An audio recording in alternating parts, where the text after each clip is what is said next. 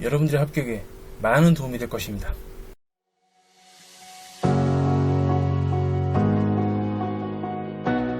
백칠의 이론을 같이 한번 보도록 하겠습니다. 자, 1번 문제. 다음 중 재고자산에 취득원가에 포함되지 않는 것은? 일단 재고자산이라 함은 우리 회사의 주요 목적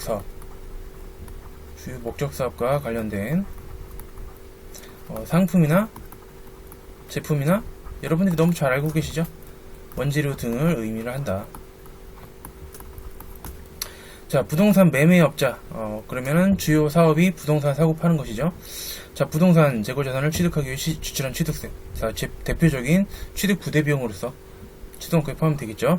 그 다음에 컴퓨터를 수입하여 판매하는 소매업자가, 컴퓨터는 요건 상품이죠. 상품을 수입하기 위해 지출한 하역료. 네, 이것도 마찬가지로 취득 부대 비용이죠. 그 다음에 가전제품 판매업자가 가전제품을 홍보하기 위해 지출한 광고비. 요거는 광고 선전비로서 판매비와 관리비죠. 요거는 별도의 비용이지 제품의 취득 원가가 아니다. 자, 마지막 4번. 제품 제조 과정에서 발생하는 직접 재료 원가.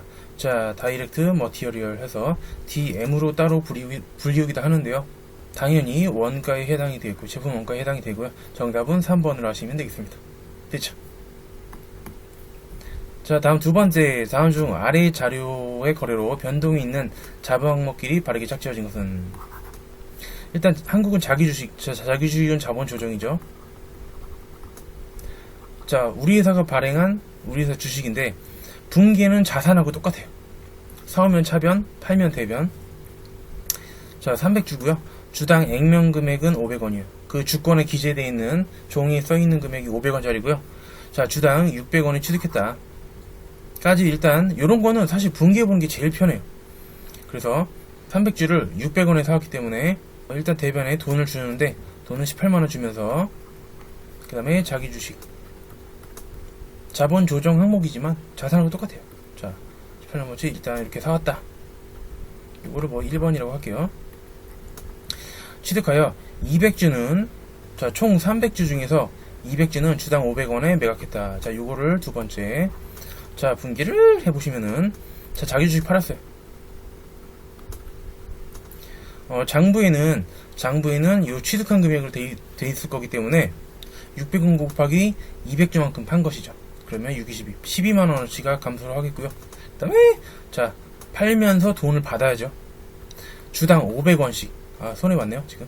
200주 곱하기 50만원이니까 10만원 받았죠. 자, 차변의 비니까 자기 주식 처분 손실. 자, 요게 2만원만큼. 참고로 이런 손해본 거 다 자본 조정이죠. 자, 그 다음에 나머지 100주는 소각하였다. 자, 요걸 3번이라고 칠게요. 자, 한국의 자기주식 취득 전 자본 항목은 자본금 뿐이다 라는 얘기다. 그래서 원래는 자본 항목이 5가지겠죠. 자본금, 자본임금, 자본조정, 기타 포괄성 이익의 이익잉여금. 요 5가지인데 뭐 자본금밖에 없었던 회사예요.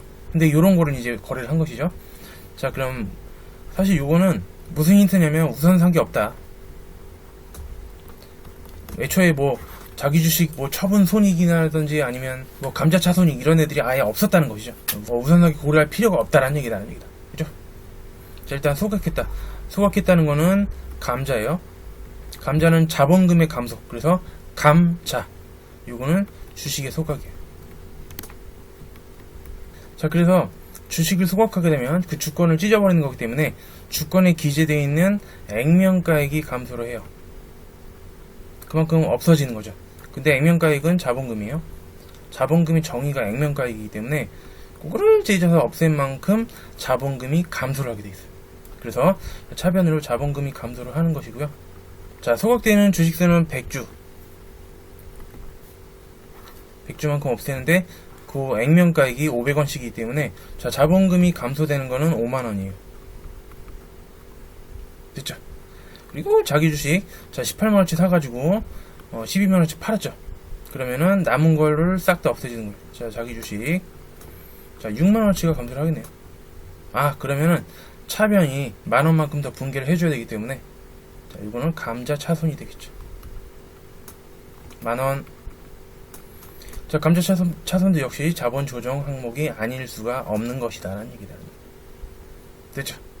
자, 여기서 변동이 있는 자본 항목. 자기 주식은 일단 얘는 자본 조정이긴 한데 사왔다가 없앴으니까 뭐 변동이 있을 리가 없죠. 그냥 그 다음에는 요 자본 조정 항목들이 있네요. 자기 주식 처분 손실과 감자 차손. 자, 이 항목들은 차변으로 3만원어치 변동이 있죠.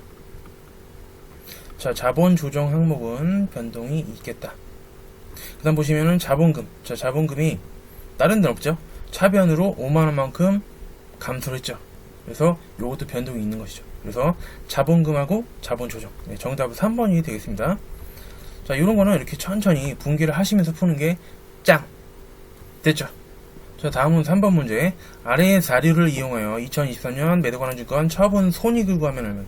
자, 처분이니까 뭔가 팔았죠. 매도관한 증권을 판 거예요. 자, 일단 3월 1일 날 매도관한 증권 1000주를 주당 7,000원을 취득하였다.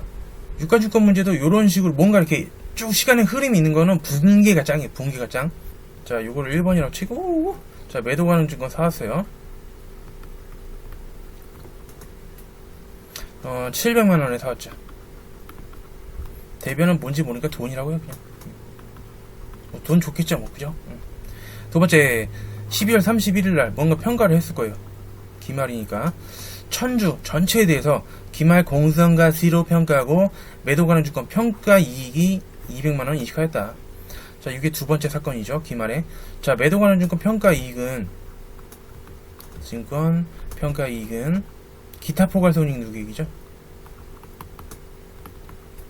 어쨌든 평가 이익과 대변에 200만원. 차변에 뭐가 와야 돼요? 매도관한 증권이 뭔가 가격이 오른 거예요. 뭐 1000주니까 주식이죠. 그래서 차변에, 자, 매도관한 증권이 늘어난 것이죠. 200만원어치. 주당이라는 표현이 있기 때문에 이건 주식인가봐요. 주식 주가가 평가 이익이 200만원 났다는 거는 매도관한 증권 그 가치가 200만원만큼 늘어나죠. 자산이. 그 다음에 세 번째, 다음 연도에요. 다음 연도 3월 1일에 얘는 왜 자꾸 공휴일에 근데 일하냐? 매도관한 증권 100주를 주당 600만원에 겁나게 처분하였다라는 얘기다는 얘기다. 자, 10분의 1이죠. 지금 1000주씩 이렇게 가지고 있었는데 100주를 주당 600원에 처분했다. 자, 요거는 처분가액이고요. 처분가액 받은 돈이에요. 자, 그럼 세 번째로, 자, 얘를 팔았는데 대변에 매도관한 주권은 먼저 패 죽여도 되는데 저는 일단 돈이 편하니까 지금 100주 곱하기 6,000원이니까 60만원을 받은 것이고요. 그 다음에 자, 매도관한 증권을 대변으로 감소, 즉 패 죽이는데 이 매도관한 증권은 장부에 적혀있던 장부가액이 감소를 하는 것이죠. 그죠? 장부에 있던 금액이 그대로 대변으로 없어지는 건데 장부가액이 지금 단위당 얼마일 것이냐? 한 주당. 자, 그러면은 항상 유가증권은 마지막으로 평가를 한 금액이 장부가액이에요. 그래서 장부가액, 자, 지금 마지막으로 평가한 게 이렇게 더해보시면 알겠죠? 원래 700만원인데 200만원 들었으니까, 자, 마지막 장부가액, 자, 징부가액이 아니라 장부가액 900만원 나누기 1000주.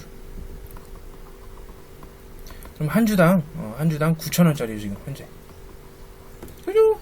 그러니까 100주를 없애는데 한 주당 9,000원짜리이기 때문에 매도관한 주권 감소되는 금액은 90만원이 되겠다라는 얘기다. 됐죠? 자, 여기까지 하시면은 매도관한 주권 처분하니까 처분 손실이구나. 자, 30만원 왼쪽이니까 처분 손실 맞아. 됐죠? 아니.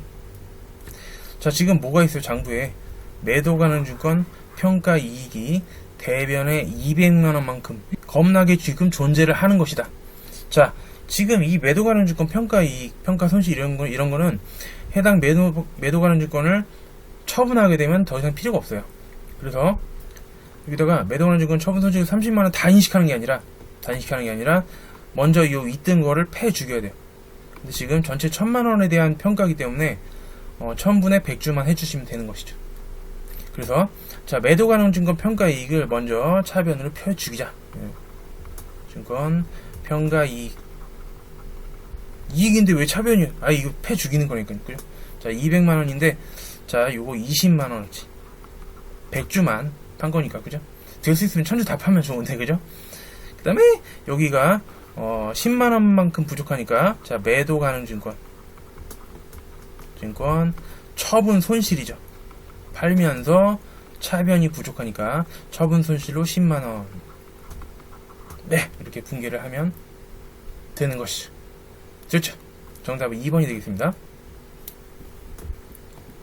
자, 다음은 4번 문제 가보도록 하겠습니다.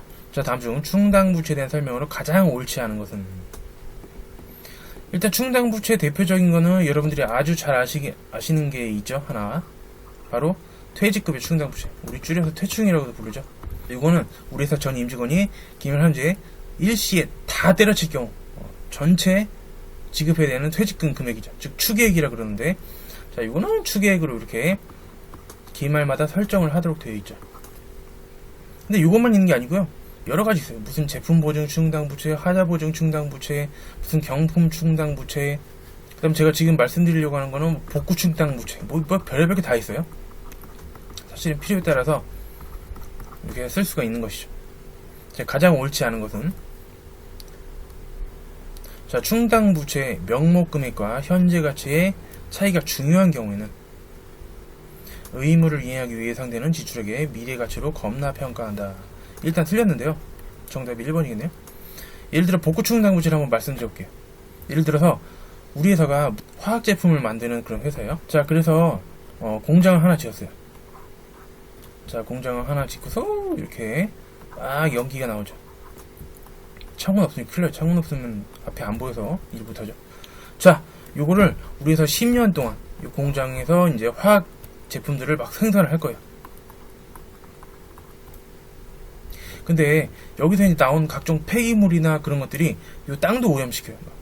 요 공장에 있는 땅도 오염시키고 건물에도 막 그 폐기물들이 묻어가지고 이런 것들이 막 오염이 돼요. 10년 지나면은. 그러면은 예를 들어서 우리 동네 초등학교에 내가 보니까 운동장이 그 모래가 좀 부족한 것 같아가지고 여기 있는 땅을 흙을 갖다가 퍼가지고 그 초등학교 운동장에다가 뿌려주면 애들이 참 좋아하겠죠. 동네 주민들이 굉장히 고맙게 생각하겠죠. 미쳤냐는 얘기다. 이런 거 함부로 버리면 안 되죠. 환경 오염 굉장히 심각한 문제이기도 하고, 그래서 이런 폐기물이나 아니면 이런 것들을 복구할 그런 의무가 있어요. 근데 복구에 예를 들어 100억이 들어간다고 칠게요. 돈이 생각보다 굉장히 많이 드네요.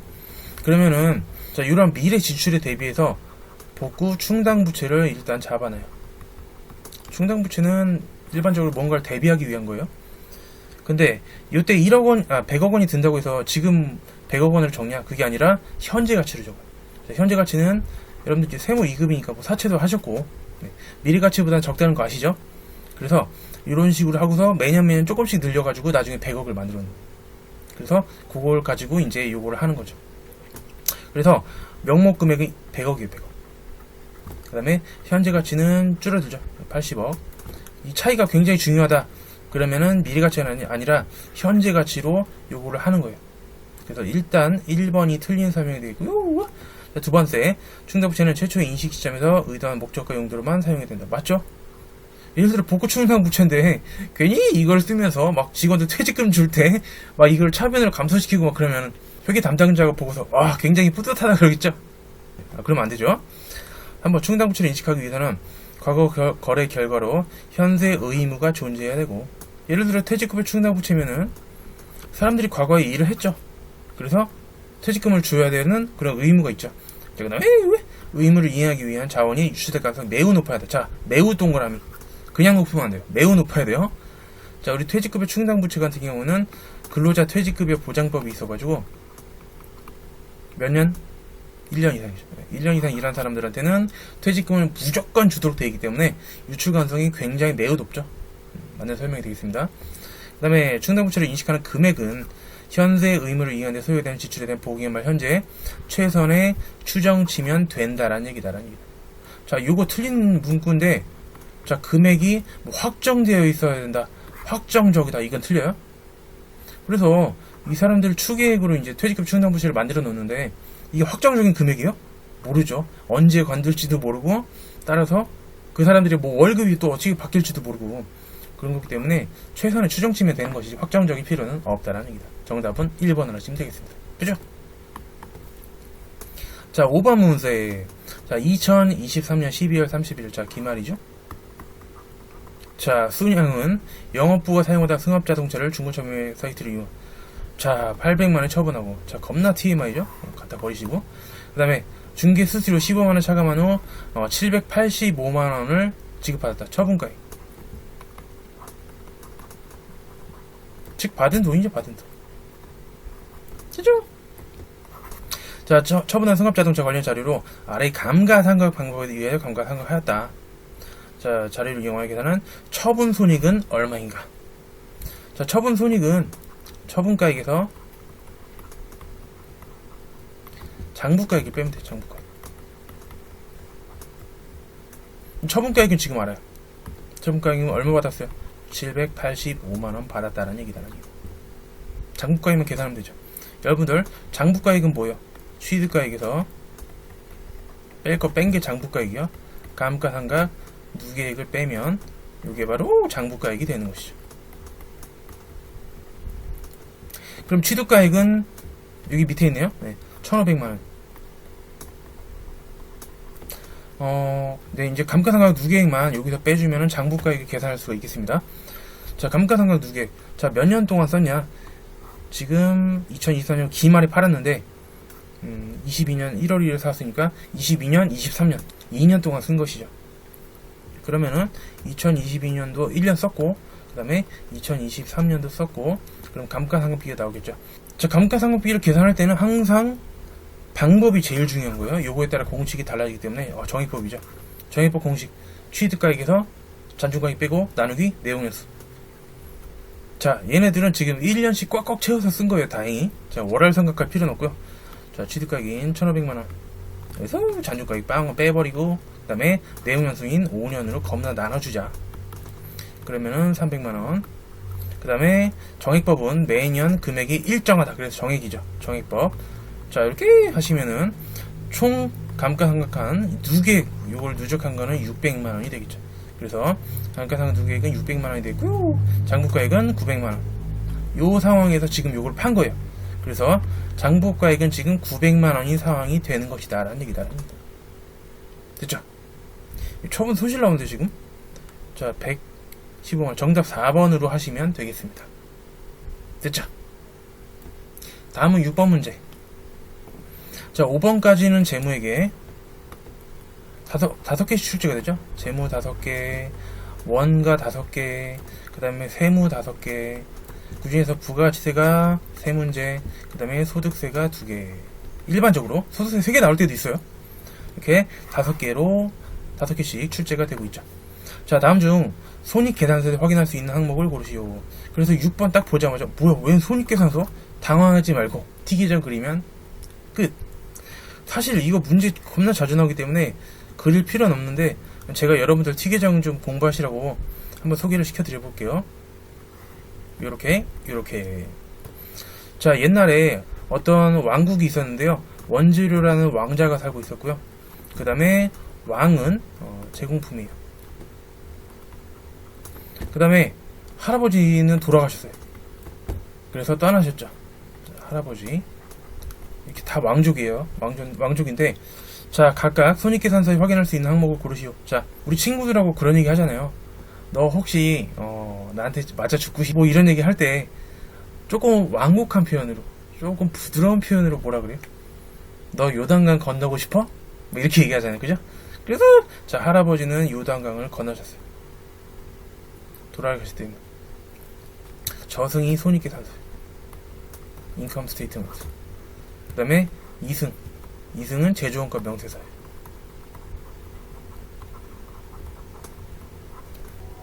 자, 저는 요 티계정의 위치로만 좀 말씀드려볼게요. 자세한 내용은 저희 슈퍼파워 전산회계 1급 강의가 있는데 어차피 원가회계는 범위가 거의 같기 때문에 전산회계 1급 들으셔도 똑같이, 거의 똑같이 문제가 나오거든요. 그러니까 그거를 좀 참고를 해주시길 부탁을 드려보겠습니다.